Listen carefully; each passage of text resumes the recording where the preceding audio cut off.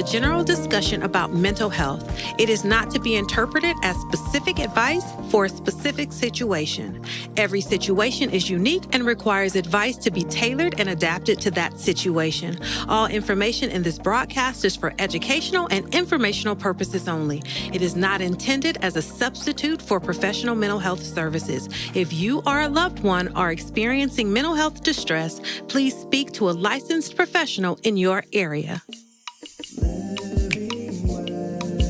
It's time to shine that light that lives in you. Living well. It's not too late to change. It's time to be the change. Living well. It's time to shine that light that lives in you. Living well. It's not too late to change. It's time to be the change. Living well takes a community. So remember to like and subscribe, and don't forget to share with a friend. Hey there, family. Now, generally, we start off with a water cooler conversation with just Dr. Nisi and myself. But based on your email responses, it seems like you all want to be a part of this water cooler as well. So what we've done today is we are going to do a special episode where we're answering viewer questions. We thank you for all of the questions that you sent in to our livingwell@faithfamily.org email address. And now it's your time to get in on the conversation. So today will be all about you and the questions that you have for Dr. Nisi and myself.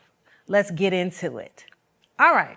So Dr. Nisi, we got a lot of questions. All right, let's go for it. We picked through them and let's see what good information we can give to the people. Yes. Okay. So this first question I have it written down here. Mm-hmm. So it says, as a therapist, what are some suggestions you would give someone who is trying to help their adult children with mental health, or what would you do if it were you in that situation, even as a therapist? Ooh, we coming out with a bang already. Yes. You know, the first thing that comes to my mind is, number one, know and recognize your limitations. Mm-hmm. I'll say that. But, you know, when it comes to, there can be nothing easy about just knowing that you're dealing with a family member who might be having some mental health challenges. And I would say, I think one of the first things that's important is I would consider, like, what are some of the behaviors that I'm seeing? What are some of the behaviors that I might be seeing that is causing some alarm? Because if they're real serious and very, detrimental to that person's health, then that might dictate my response, like, calling law enforcement or something like that. So I think that that's one thing to consider. For me, the other thing that I would also consider, we know that there's this stigma around mental health, particularly in the African-American community. So I also think that it's important to consider education. Like, it's always helpful if I'm dealing with a child, even as me as a clinician, and I'm dealing with an adult child, because that's what they said specifically, an adult. Yes. And that is, okay, I might warrant some education around it because it's scary. I don't know what I'm dealing with. You might not know what you're dealing with. And so I would try to get some kind of education about the topic, so that would also help me with rallying some support. Because at the end of the day, when we're talking about adults, we can't make people do what they don't want to do. And that makes it hard because it's not as easy. You just can't pick up the phone and call the police and say, my child is mentally ill, they need some help. We already know what that can turn into. So that's not the answer, but just thinking about ways that I can rally some support. And if I had some education about what I might be dealing with, that might help me have a conversation. That's what comes to mind for me. Yeah, I think there was a couple of really important points that I think you picked up on. And I just want to touch on the fact that the person said adult. So I just want to touch on the legality of an adult child. Important. Right? So when children are younger, under 18, and they're not considered legal adults in the United States, then a parent can, quote unquote, force or pull by the hand and put their child in some form of treatment. Yeah. When a person reaches the age of 18, they then have the ability to legally consent to mental health treatment and services for themselves. And they cannot be forced into any kind of treatment except under certain circumstances. Right. So if if the person is not of immediate danger to themselves, meaning that they're suicidal, or they're not homicidal, they're not hurting or wishing or saying that they're going to hurt another person, then legally they cannot be forced into treatment. So I know that for a lot of parents, because I get this question quite a bit, or people calling into the counseling center, that's a huge challenge. Because they love their child. They see their child struggling, especially if they're having severe mental health symptoms. They see them struggling and they're like, I need help. I want to get them help. And there's a lot of, when people are struggling, sometimes they can cause a lot of discord in the family. So they want to get help, but the person, especially if they're experiencing symptoms like paranoia. The more severe stuff. Right, exactly. But, you know, paranoia, they think, oh, you're trying to do something to me. The doctor is trying to give me meds. They're trying to do something to me. So they kind of refuse that. But they're in the household causing conflict or strife. And so parents often find themselves in a horrible bind. They don't want to call the police or law enforcement because, you know, especially within our community, that could escalate and your child could, you know, be violently assaulted. So, you know, parents, going back to something else that you said this initially, which was your own limitations and the importance of getting that support and education. And, you know, it made me think of NAMI, NAMI, the National Alliance of Mental Illness. You can Google NAMI, National Alliance of Mental Illness. They have chapters nationwide, and they're an organization that was created in order to help family members who are living with, related to, love someone who's struggling. So NAMI is an organization that is all about providing support to family members who have family members who are mentally ill. So many of our services are for the person who's suffering mental illness. NAMI is not that. So I would say get support. Find out in your local community what supports they are, aside from NAMI, but supports for that person who's struggling. And, you know, the last part of the question was, what would I do as a therapist if I were in that situation with a child who had challenges with mental health? The first thing I would do is get support for myself. So many times we want to focus all our energy onto getting support for the person who is actually experiencing the challenges, but we need to get the support and have the education for ourselves so that we can appropriately interact with our child. And sometimes, because I have friends, very close friends, who are struggling with this as well, sometimes part of it is grieving the child that we wish we had, or we thought that we had. And also struggling with our need to create boundaries. Because if they don't get help, in order to protect ourselves, our other family members, our other children, we might have to set up boundaries, which is very, very difficult, because no parent gives birth to a child to reject it. So I think that those are some things that I would suggest.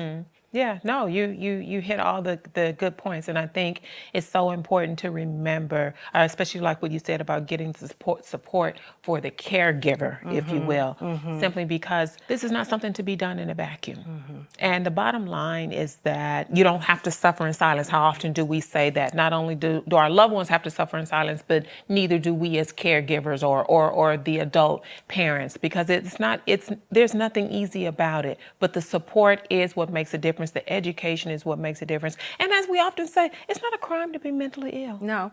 People don't ask to be mentally ill.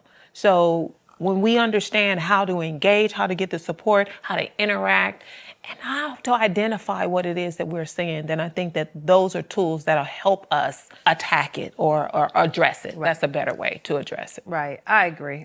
But, you know, I think it's important to remember that in our country, in the United States, you can't legally make an adult get help or services unless they are a danger to themselves or someone else. And I think that perhaps is the most valuable piece of information regarding this question, because, you know, Dr. Holmes, we know how often parents, they, again, like I said, they want to pick up the phone and call and make them. And we're talking about adults versus, you know, minors, and people have rights. And that the easiest thing to do was make a phone call and come and get my child because they need help. And it's not that simple. We cannot do it. And I think that parents need to know that. Yes. Get support for yourself. Yes. All right. Next question. Next question. So this viewer writes, the mental health crisis would indicate that people are not getting help. Do you feel that people are receiving the help they need, or is something wrong with the system, or is it a personal choice? Ooh, I thought the first one was coming out with a bang. This one, oh my goodness. I am actually going to say I think it's a combination of both. I really do. I think that it is a combination of both. It is a combination of our system is flawed.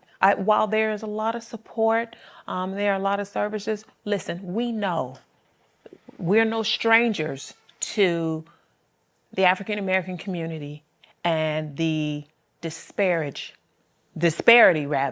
in treatment and access to services.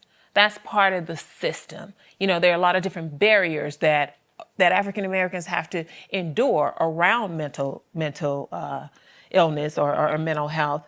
And I think you take those factors and combine them with people, they look at what's not available, the unfair treatment, you know, around the mental health services, the treatment, the lack of services. And then I think from some of those circumstances and those factors, people are actually making a decision, no, I don't want to. That, along with the stigma, you know, that we often talk about that's associated with mental health. I think all those factors combined, it would account for a combination of the factors that are there, as well as people making a choice, a flawed system, as well as an independent personal choice. I agree. I think that there are numerous factors, as you just stated. I also would say, I think that, yeah, there's a mental health crisis. And if you look at just statistically within the African American community, we're one of the groups that's least likely to seek services in general. But I also think that there's a ray of hope.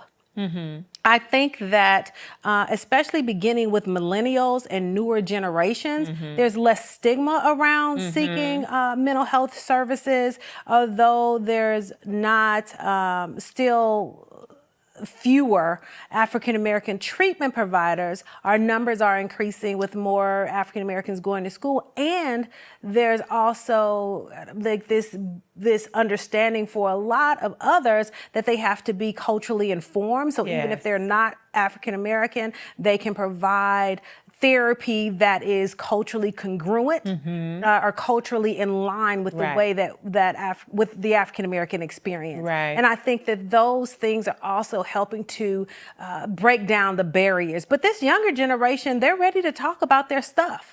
Right? And they are, you know, whether they're talking about it to a therapist, they're sure talking about it on TikTok. So true. Right? So they're ready to talk about their stuff. And I also think even in our generation, I think that there's more of this understanding that our parents did the best that they could in the time that they were living and with the world the way that it was, but everything that we experienced was not to our good. And so many of us are looking and being like, my 20-year-old went on to therapy. Maybe I need to go find me somebody to talk to. So true. Maybe, and another thing that I think that's pushing people into therapy is marriages. We see a lot of couples, whether they dating, engaged, married, on the verge, talking about if this don't help, the papers will be filed tomorrow. Coming in with all the stuff that's not in the textbook. Look at here, what y'all bringing in our room was not in our textbook. We'll work with you. So I think that even some of the stressors that people are experiencing today are causing them to say, we can't do this on our own. So I do think that, you know, there's still a lot of people who aren't getting the help that they need, but I think that more and more people are open to going in and saying, I need some support. Exactly. And I think that provides a ray of hope. And you know what, to piggyback on that, even when we think about just, there's this movement. We know we're in the middle of a movement that is moving towards reducing the stigma around mental health, particularly in the African American community. That's what we're doing. Exactly. That's what we do. That's what we're here for. So when you think about that, and coming off of, well, I was going to say we're coming off of the heels of COVID. Kind of. But as a result of COVID, we had to really transition the way even mental health services were being delivered. And so that's how we got into telehealth. Right. And I think that telehealth and the way in which we deliver mental health, I do think that is a way, especially this younger generation, it's more encouraging. If people find it much easier to engage. Now, I know you have some who are like, I need to be in person. They want the old way. But the fact of the matter is there are a lot of people for several different reasons who cannot or choose not to engage in services in person. They do have access to the telehealth. And, knowing that platform is available, you do see more people engaging in mental health, couples too. And I was going to say that it really increased access. Yes, right. Access to care. And I'll also say, the living through this global pandemic, all of the racial injustices and uprisings, and then the political uprising, like all of that, so many people realize, you know what, I need some help because I'm not managing this really well. Right. It's also important to know that even those who are interested in telehealth, although it might be convenient for you, know that if you're going to call and want to get telehealth, that there should be an assessment, because not everyone who wants telehealth is appropriate for telehealth. So it depends on what you're calling for, what you're experiencing, what symptoms you have, how you're coping, how you're managing, whether you would be an appropriate client for telehealth. Right. So I think that's also, important to know. So I think going back to the person's question, yes, there's still a mental health crisis. Yes, there are many people who are not receiving services for various reasons, whether it's a personal choice, whether it's stigma in our system, whether it's our flawed system. But there are also a lot of people who are receiving services, and there are also many more ways that people can access services than there was even 10 years ago. So all of that, I think, is helping to open the door for many more people who want help to get that help. Absolutely. And I'm just going to add this one little last tidbit. Yes. Especially when you talked about the whole culture piece and being sensitive. When you look at the demographics of therapists that are now coming out and on scene, if you will, they look a lot like us. There are many more. There are a lot more clinicians of color, if you will. And I think that matters to a lot of people. And that hasn't always been the case. So I think that's a plus. Also, a lot of clinicians who look like us who are culturally informed. Right? Absolutely. So don't judge a book by its cover. Please Just don't. because their cover is a different color doesn't mean that they can't relate to you. That's and right. I always say this too. See, it brings up another point. Choosing a therapist or finding a therapist should be done very intently and cautiously. And I always say choosing a therapist may in some ways be more serious than choosing a spouse. Well. Right? So every therapist that you talk to, and because they have an opening, might not be the right therapist for you. So don't think that you have to go to the first one that says, yes, I have an opening. Have consultation sessions, see how it feels, see if if there seems like there's a connection and if they can talk to you and give you what you need and continue to reassess. You don't have to stay with one therapist. Absolutely. So important. All right. This next question, which often comes up in our field. Some people feel like medication is not the answer. Others feel like medication is the only answer. What's your take? Well, one, acknowledging that I am a psychologist and not a psychiatrist. So understanding that there is a difference, and that's not something here in the state of California that we do. I do think that it's important to understand the differences. And, when you talk about medication, there's several different reasons why people have, take medication. When we talk about mental illness, we know that for some mental health challenges, medication may be prescribed. And I know that my experience has been that there are a lot of people who really have a difficult time around taking medication, because if I take medication, I'm considered, crazy. And that's not necessarily the case. There are times when medication is actually required, not because an individual is crazy, but we know and understand that there are certain mental health diagnoses that are around just the way our brain functions. And it's not necessarily, again, back to, it's not that this individual is flawed, but medication may be required to help your brain and your mood function the way it's supposed to. So I know that there are certain cases where medication is prescribed, and it is important. It's not the only solution. When it's necessary and it's required, medication can help enhance an individual's behavior, and you take the medication in addition to talking to your therapist or talking to a psychologist. Should medication be taken in isolation? Absolutely not. I don't think so. So my take is when it's needed and it is required, it's important to understand why it's needed and do both. It's so interesting to me that people continue to ask this question around mental health, about this question around medication. But so many people, for example, will go to their medical doctor and the doctor will say, oh, you're on the verge of having high blood pressure. If you don't lose these 40 pounds, I'm gonna put you on these pills. And some people right there and be put me on the pills. Right. They know that they're not gonna lose that 40. They're not gonna do what they need to do. I don't want to change the way I eat. Just give me the medication. Just give it to me. So many people will take that, whether they say it out loud Right. or whether the behavior shows that they come back in 3 months and they done gained 2 pounds instead of lost 2. Right. So, again, I think it's related to the stigma around mental health. It's a stigma, like taking medicine to kind of normal out the levels in my brain is somehow different from taking medicine to normal out my blood sugar or to normal out my high blood pressure, my pressure, right? So I don't think, if we're talking about the mind or if we're talking about the body, I don't think that medication is ever the answer. Right. It is one piece to a larger puzzle to living well. Right. It's one piece. I like the way you said that. Right? Right? I'm here all week. So I think it's one piece. Your doctor will say, okay, I'm going to put you on this blood pressure medicine, but you need to start walking. Your doctor will say, you need to take this medicine for your high sugar, but you need to watch your diet, take out some of those carbs. So it is one piece. We do the same, or think about it the same way in psychology. For example, as you mentioned, we're in the state of California, as psychologists, we don't prescribe. Right. Psychiatrists prescribe because psychiatrists graduated from medical school. That's and right. They specialize in psychiatry, just like someone who graduated from medical school, and they specialize in oncology, right? Which is cancer research and treatment.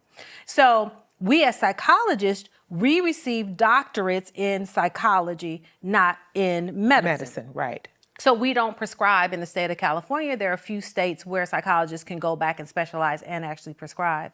So what we often do in our practice is we might have a client who has some symptoms that we believe could be kind of lifted a little by medication. And so we will work alongside with the psychiatrist to get you medication, and you get prescribed medication, you work with the psychiatrist to level off on those medications, but you still have your sessions with us. As you mentioned, sometimes taking medication can actually lift a fog that allows for the talk therapy to work and to help to teach you new tools and skills to manage any symptoms that you have later. So just because you go on some type of psychotropic medication does not mean that you have to stay on it forever. Right. It means maybe I need to take this antidepressant for a little while so I can do what I need to do in talk therapy, and I'll learn the tools and then wane off of this antidepressant medication because now I have the tools that I need in order to, treat or intervene on my depression when it starts to come up. So I don't think medication for your mind or your body is ever the answer. It is one piece of the answer. When we talk about medication, there's danger because we see this as well. Some people want to avoid medication or prescribe psychotropic medication and then engage in self-medicate. They want to self-medicate. And we know that is not You got to the tell solution. people what you're talking about. Well, okay. You know, regardless as to whether it's legal or not, but, you know, engaging in other substances. Why don't you just say they smoking weed? Okay, Do you fine. see how you All right, fine. Just say that they smoking The peoples are smoking weed as a way to combat some of these challenges that they are experiencing, as if that is a solution. And I'm here to tell you it's not. It is not. Again, we are no medical doctors, but we know when you think about marijuana and alcohol, they are depressants. They are depressants. And That means that what they do in your body is they bring you down. Right. Where some medications are stimulants and they take you up. So now you depressed. You have feelings, I'm sad, I don't want to do nothing, let me smoke some weed. You're going to double down. Right, you're going to double down. Now Exactly. Right, exactly. So, you know, engaging in smoking weed or drinking, you know, alcohol or cocaine, you know, because you need all kinds of energy because, you know, you don't like feeling down. And so now you want to engage in the stimulants. That is dangerous. You don't want to engage in self-medication. In an effort to avoid going to the doctor and possibly having to take some psychotropic medication temporarily. Because when you do that, when you engage in the self-medication, now that won't be temporary. You may start off thinking you're going to be doing it temporarily, but it will turn into a long-term issue, and now you have other complications, and we know all the other behavior It starts issues. affecting the rest of your life. Absolutely. Right. But so many people do that. So I think what we're trying to say is medication is not all bad and it's not all good. Right. Talk to your healthcare provider, talk to a mental health professional, get the information about what medications, ask how much do I have to take, how long do I have to take it, if I start taking it and I don't feel good at all, then is there something else that I could take? How do we change it? So have the conversation. Absolutely. But nothing is all good nor all bad. None whatsoever. So, Dr. Nisa, here we go. Okay. This viewer writes in, I'm dating someone new. What signs should I look for to determine whether this person is emotionally healthy? Okay, is that the end of our show? Because that's a whole nother episode. That's We're going to have to do an episode on this one. Oh. Okay, but what can we tell them in the meantime? But just know the dating and relationship show, that's coming. Yes. Well, let's see. How can I truncate this real, you know, and make this real simple? I think when you're dating someone new, don't be afraid to, and you're wondering if they're emotionally healthy or not, well, don't be afraid to look at the red flags. And I mean like some of the blatant obvious ones. Can this person engage you in conversation? What is their emotional response to certain situations? Are you engaging in conversations, and if there's a disagreement, do they go from 0 to 100 and at the snap of a finger? It doesn't necessarily mean that there's a major problem, but it is something that you want to look at and examine, and you might have to explore a little further. You know, that's what I often say. Because I think when it comes to, there's really no checkoff list, if you will, to really determine how emotionally healthy an individual is, especially, you know, because after what we say, everybody's on their best behavior for the first 90 days. So I think just over the course of time, it's something that you have to observe. You know, how are they able to demonstrate emotional maturity in certain conversations? Like I said, when they are they easily triggered by something? If you say, you know, one word, there's a buzzword, and are they, you know, just going off the deep end? Like, what are their conversations looking like? I mean, there's so many things I could say off the top of my head that I'm like, this is a whole separate conversation, a whole separate episode. So jump on in there, Dr. Holmes. Jump on in there. That's funny. You know, I'm coming from the left. Okay, well, come on from the This left. is for that viewer. My question to you would be, how do you know you're emotionally healthy? See, I got to turn it back on you. Ouch. I got to turn it back on you. Okay. Because sometimes, you know, my initial answer to this question would be, pay attention to your intuition, your visceral response. Right. Like, how do you feel when you're with this person? Do you feel safe? Do you feel trusted? Do you believe that you can be vulnerable and you would be heard and help? You know, so that's my initial response. But if you're not emotionally healthy, then you might not ever feel that, Right. regardless of what they're doing. You might be afraid of the fact that they are, consistent and honest. You might be afraid, like, what's wrong with you? Right. I'm starting to trust you. I'm afraid of trust. So I think that you have to start with yourself. Are you emotionally healthy? So that you have a clear lens Absolutely. through which you're looking at that other person. Absolutely. Because of course, we know there's some major red flags. Like, are they lying? Are they shutting you down? Do they kind of deflect the conversation? Are they not taking responsibility for Right. things that they've done? Right. Do they project things onto you? They do something, you have a response where you're not happy and they blame you for not being happy. Gaslighting. Gaslighting, right? That's a term that's being thrown around now. Gaslighting, right? So, there are those big red flags, and most of us are aware of them. We just, as you mentioned, we just don't want to pay attention You're to them. right. But if you're kind of not in an emotionally healthy place 100%, then it's gonna impact You're right. the way that you view them. Funny story, right quick. I know when I met my husband, he has a very high emotional IQ. He's very in touch. That's how I'm gonna put it. He's very in touch. So my friends would call him the Tyler Perry leading man. Like, he could do the monologues like, your eyes are like the stars in the sky. And I'd just be sitting there looking at him like, well, what are you talking about, sir? But because I wasn't used to men who were that open to vulnerability, when we first started dating, I would call my friends and be like, okay, they were like, Erica, it's you. Yeah. I was like, is it me? They're like, yeah, this you. He's emotionally open and vulnerable. And I was like, they was like, would you just relax? Because maybe he really is that. And so I had to take a look at myself and be like, Gotcha. oh, he is. And he is so sweet. He's so sweet. Which is kind of the opposite of me. But that's another show. So when I say start with yourself, that's coming from personal experience. Absolutely. But you have to start with yourself to make sure that your lens is not blurred when you're trying to assess the other person. And that's important because it's like, do I know what emotionally healthy looks Right. like in order for me to identify it? Right. You Right. know, so yeah, that's like saying, well, I want to be happy and I want a really, really good partner. Well, do you know how to be a good partner? Exactly. And then, are you happy? And how do you define happy? Right. So that's a very, very, very good point. See, I can always count on you to come out the left. Okay. I can And if always all count on else, you to do it. if you're still looking for more, you can always buy my book, Dating with Purpose. Find me on Amazon. It's true. So true. So true. All right, Dr. Nisi, I think that wraps up this session of Living Well.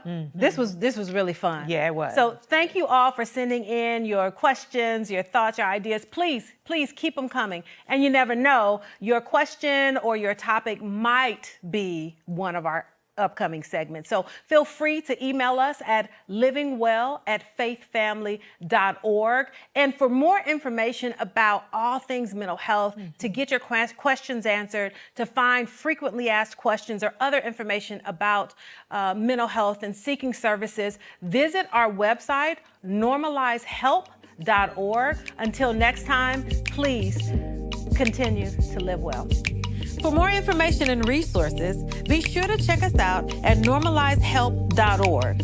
And you can always email us at livingwell@faithfamily.org to get a question answered or to tell us a story. You never know, your question might make it to air or be the subject of one of our episodes. See you next week.